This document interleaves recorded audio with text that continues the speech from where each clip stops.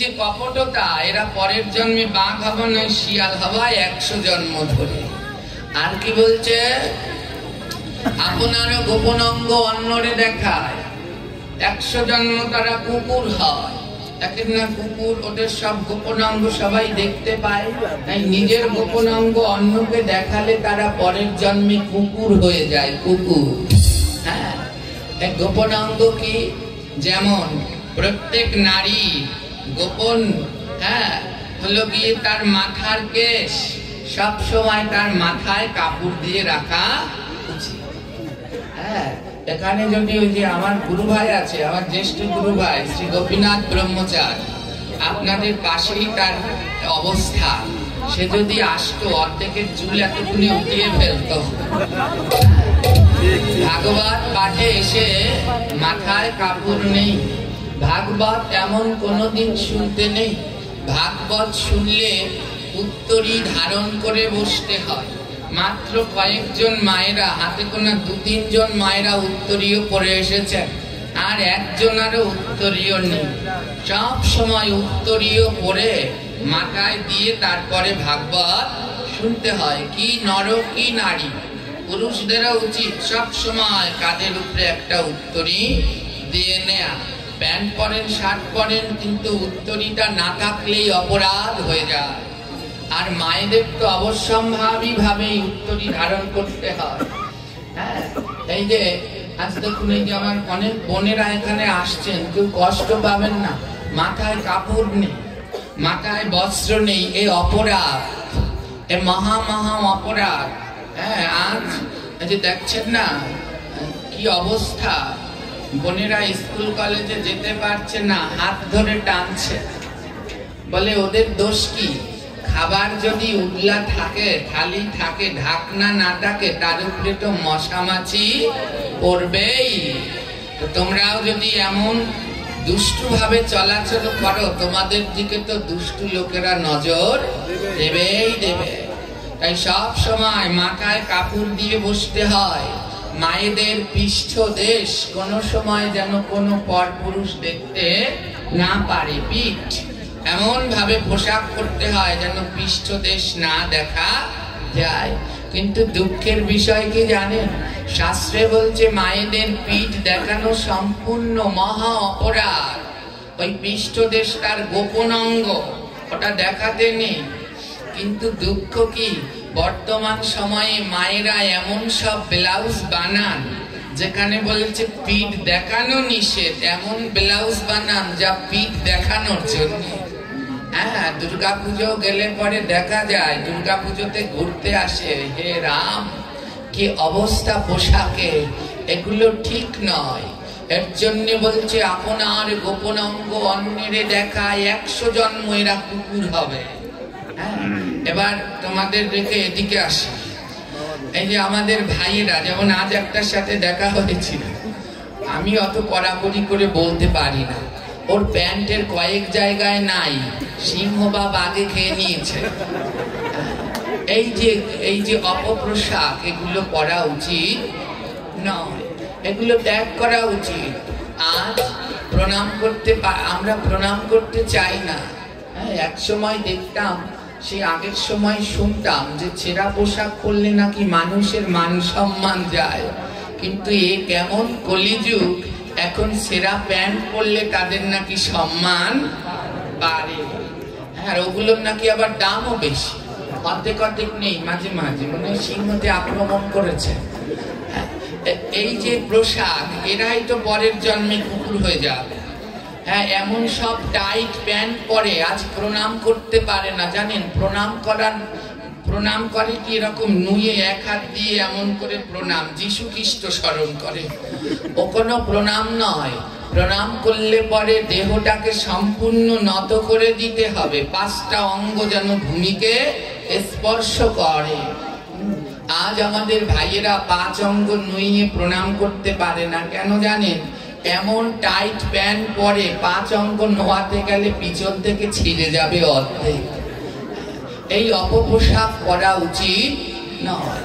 যারা এখানের স্থানীয় তাদের জন্য বলছি, ভাগবত পাঠে ধর্ম সেবায় গেলে বাবারা একটু ধুতি পরে যাবেন, একটু ধুতি পরে অবশ্যই আসবেন যারা এই এলাকার আছেন আশেপাশে। দূর থেকে যারা আসছেন দেশকালের পরিস্থিতি বিভিন্ন, কিন্তু এখানে যারা আছেন তারা অন্তত এই পোশাকটা পরা শিখুন। এই পোশাকের বলবেন বাবা পোশাকে কি কিছু আসে যায়? অনেক কিছু আসে যায়, অনেক কিছু আসে যায়। মানুষের ভক্তি আসে যায় পোশাকের উপরে। হ্যাঁ, পোশাকের উপরে আসে যায়। যেমন আপনি যদি পুলিশে চাকরি করেন, আপনার নাম গোবিন্দ, পুলিশে চাকরি করছেন, 6 ঘন্টা ডিউটি দিচ্ছেন, পোশাক পরা লাগবে না লাগবে না? লাগবে। যখন ওর ডিউটি শেষ হয়ে যাবে আপনি বাইরে চলে যাবেন, তখন কি পোশাক পরা লাগবে? জোরে বলুন, লাগবে। তাহলে আপনি কি পুলিশের চাকরি দিয়ে বাদ হয়ে গেলে?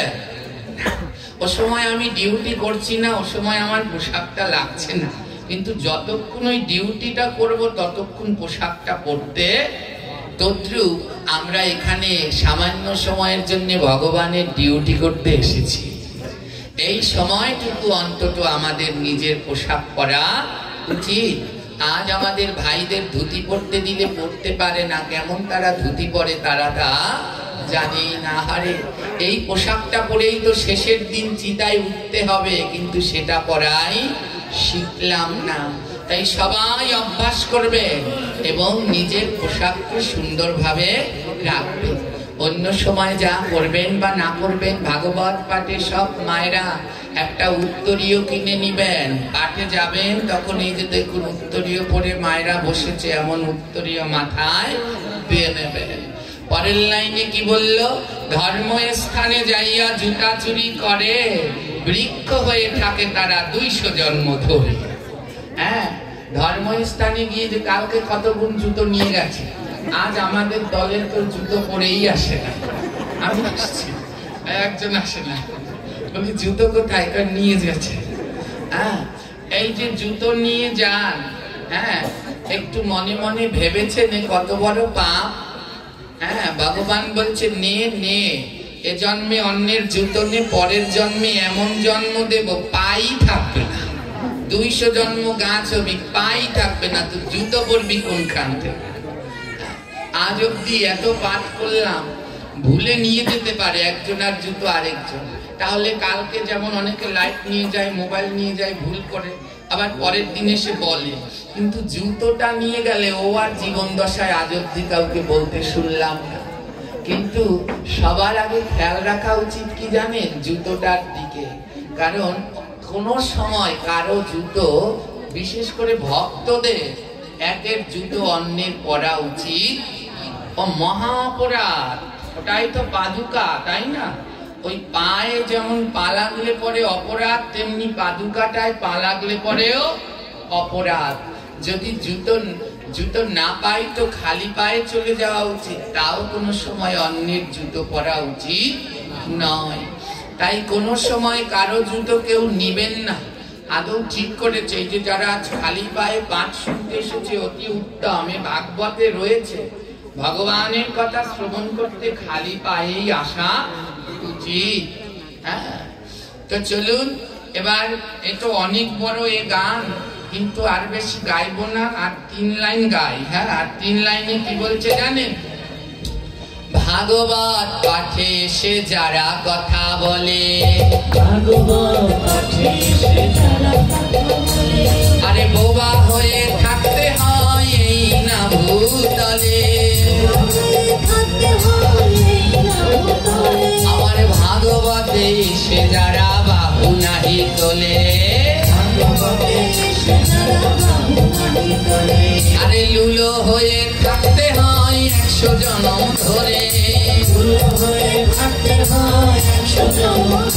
আমার ভাগবতে এসে যারা নিত্য নাহি করে, আরে পঙ্গু হয়ে থাকতে হয় 50 জন্ম ধরে,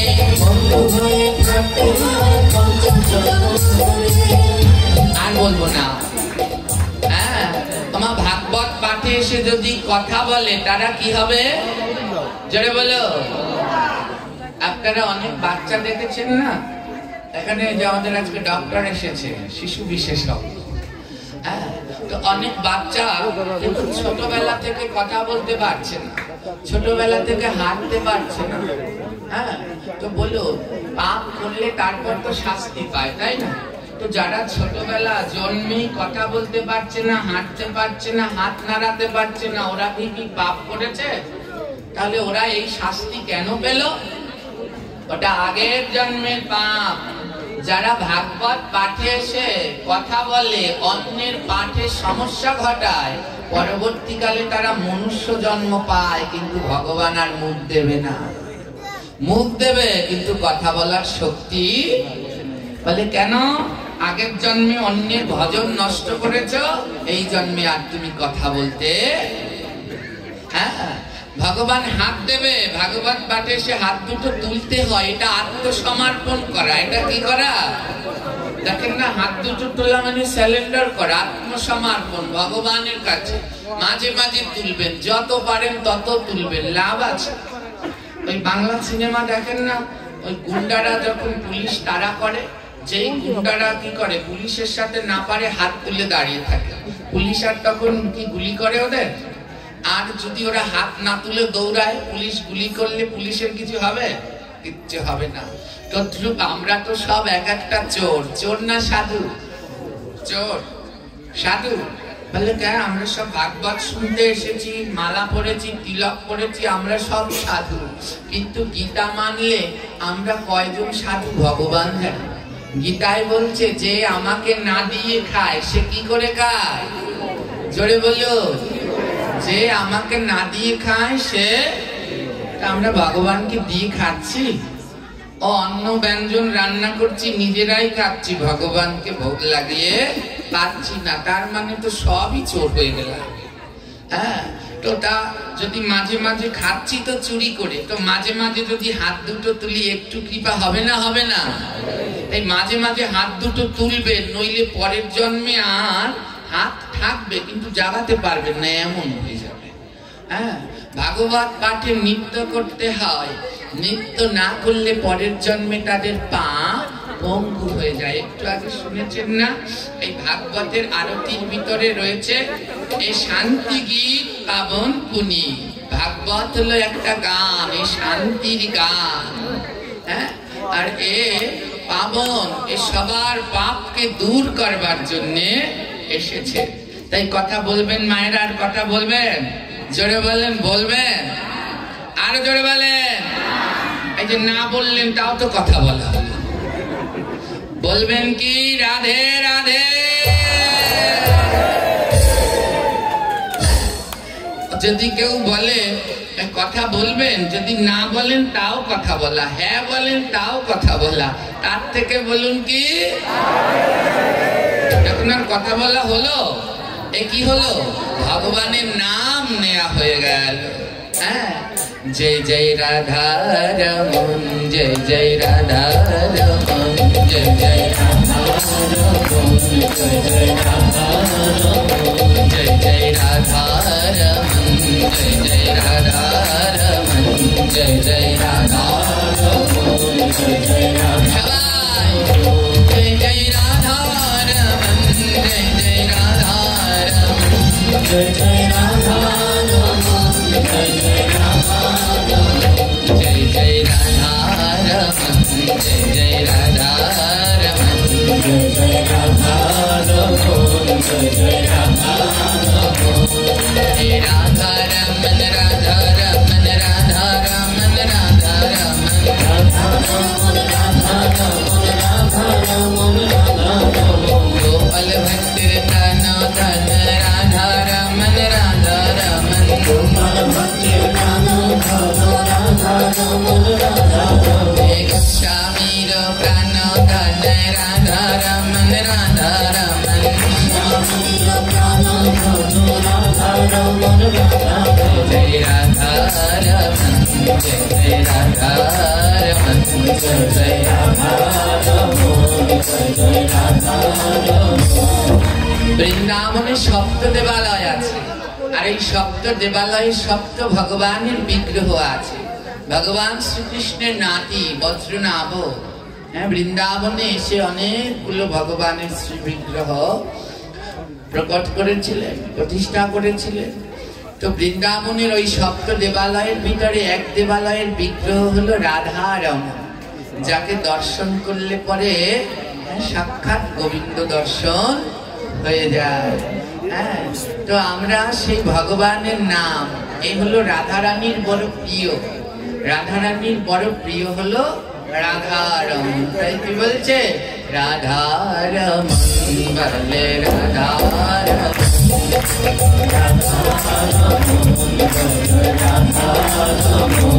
ভজে রাধারমণ, ভজে রাধারমণ, ভজে রাধারমণ, বলো রাধারমণ, বলো রাধারমণ, বলো রাধারমণ, বলে রাধারমণ, ভাবে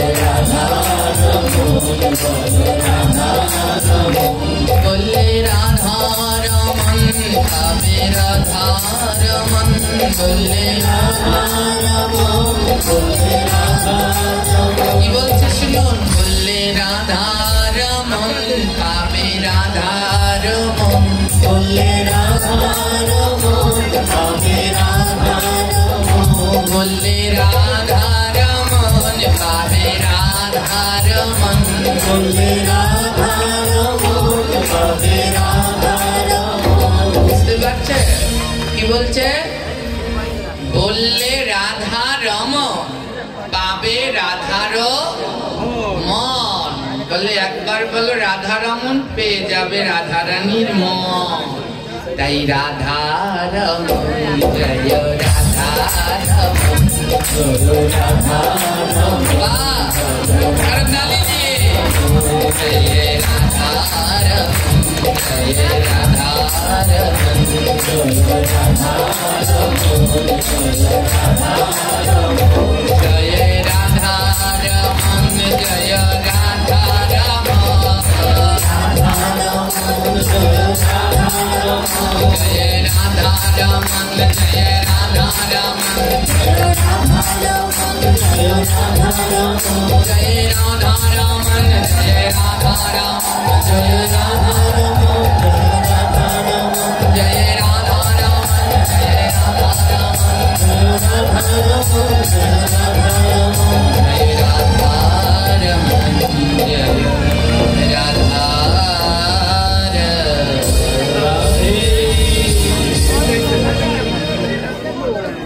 वंदे श्री गुरु श्रीजित पदकमलं, श्री गुरु वैष्णवायं च श्री सहदानन्दनानं सामं स्वादयितं सर्वं परिवेशनं श्री श्री राधे कृष्ण ललिता विष्णुपादि नाम यज्ञेन तिमिरान्धश्रवणश्लाक चक्षुरुन्मीलितं तस्मै श्रीगुरवे वंशाकल्पतरुभ्यश्च